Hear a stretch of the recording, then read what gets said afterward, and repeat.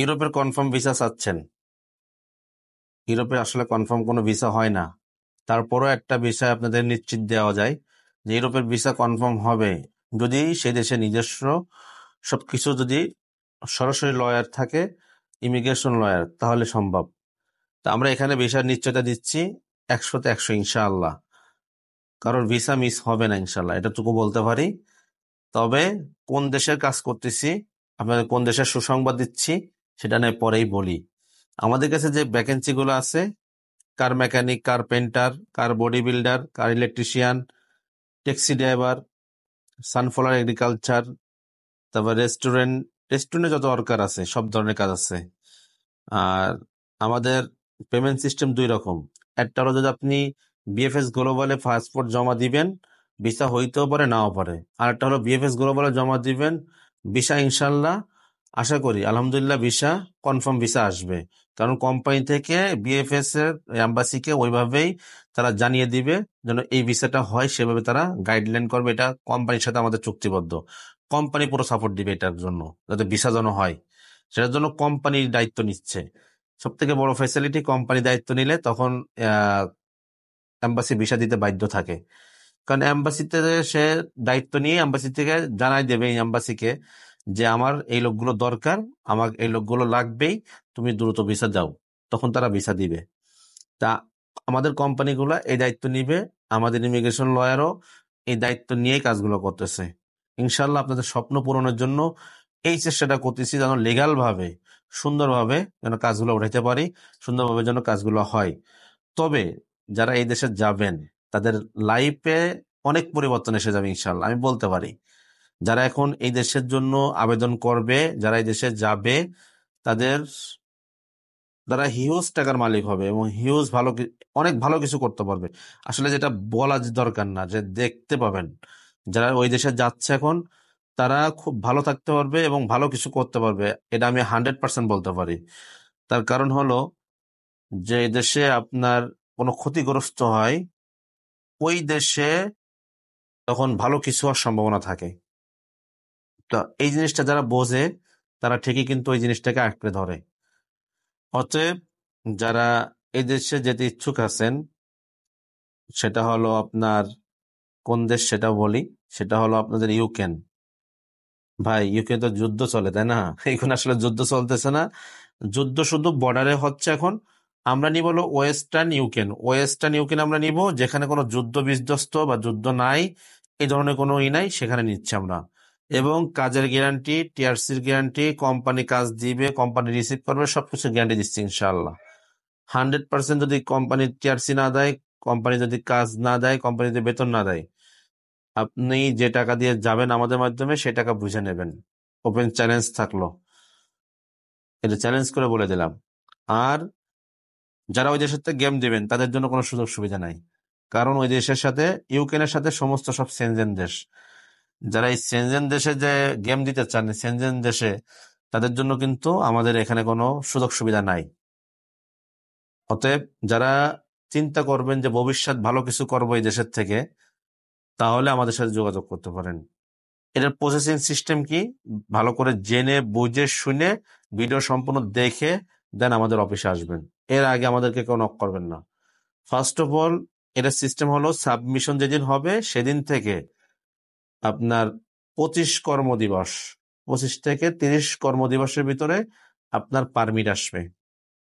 Permit আসার পরে আপনার ফাইল প্রসেসিং করে বাংলাদেশ গুলশানে বিএফএস গ্লোবাল, বিএফএস গ্লোবালের অ্যাপয়েন্টমেন্ট নিয়ে দেন আপনার ফাইল জমা করতে হবে। নিজ হাতে যায় জমা করবেন। দেন জমা করার পর থেকে বিএফএস গ্লোবাল 1 মাসের ভিতরে আপনার ইউক্রেনের ভিসা দিবে এবং আপনি নিজ হাতে তুলবেন। কোনো এজেন্সি এখানে জড়িত থাকতে পারবে না। সম্পূর্ণ নিজ হাতে জমা দিবেন, নিজে ভিসা তুলবেন। দেন ভিসা তোলার পরে আপনার ম্যান পাওয়ার হবে, টিকিট হবে, ফ্লাই হবে, কিন্তু ট্রানজিট ভিসা থাকবে যেটা, সেটা হলো আপনার মলদোভা। যেটা নিয়ে আপনাদের অনেক প্রশ্ন থাকে, ভাই ডাইরেক্ট ফ্লাইট হবে কিনা, বাংলাদেশ থেকে ডাইরেক্ট ফ্লাইট হয় কিনা। স্পষ্ট শুনে রাখেন, কেউ যদি বলে আপনাকে ডাইরেক্ট ফ্লাইট হবে বাংলাদেশ থেকে ইউক্রেনে, এটা ভুয়া কথা। বাংলাদেশ থেকে আপনার মলদোভা ট্রানজিট ভিসা দিয়ে আপনার ইউক্রেনে যাইতে হবে। এটা হলো সব দেশের থেকে এরকম হচ্ছে এখন। ইউক্রেনের জন্য সব ডাইরেক্ট কোনো ফ্লাইট নাই, টোটালি নাই। ফ্লাইট থাকলে অবশ্যই সব দেশের থেকে না কোনো দেশ থেকে যাইতো। আমরাও আপনাদেরকে বলতেছি এইভাবে ভিসাগুলো হবে, এবং যে প্রসেস বলছি এই প্রসেসেই হবে।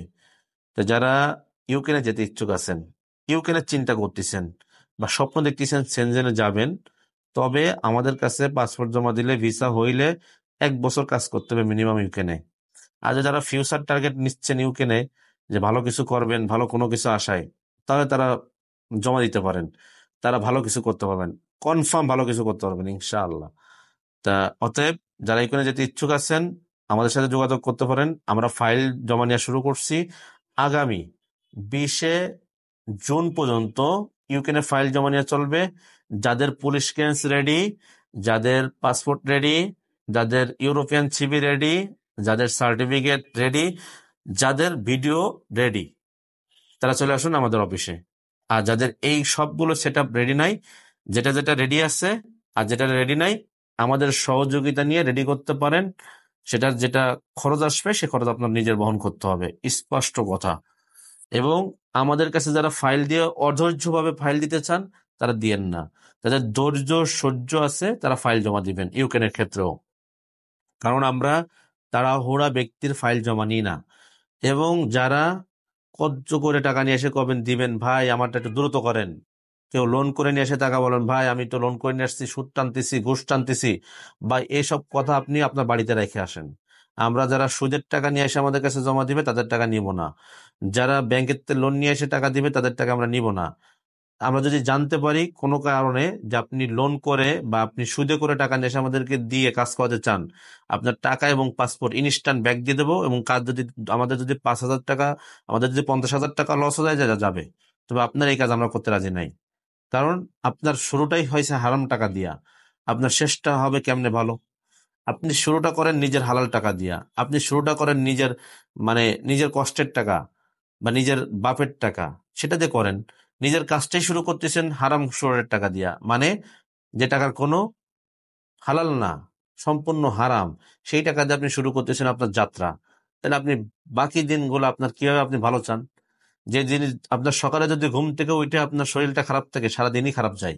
যদি সকালে আপনি ঘুম থেকে উঠে যদি বলেন যে আমি আজকের খুবই ভালো আছি, আলহামদুলিল্লাহ, আল্লাহ শুকুর যে আমার শরীর সুস্থ আছে, আমি আজকে এই কাজ করব, আপনার দিন ভালো হবে।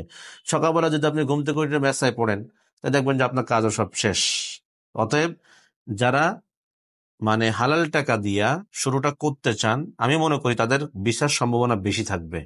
আর যারা হারাম পয়সার টাকা দিয়া মনে করেন শুরুটা করতে চান ভিসার ক্ষেত্রে, আপনার জীবনের যাত্রা, একটা যাত্রা শুরু করতে চান, সেই যাত্রাটা আপনার বাধা খাবেন।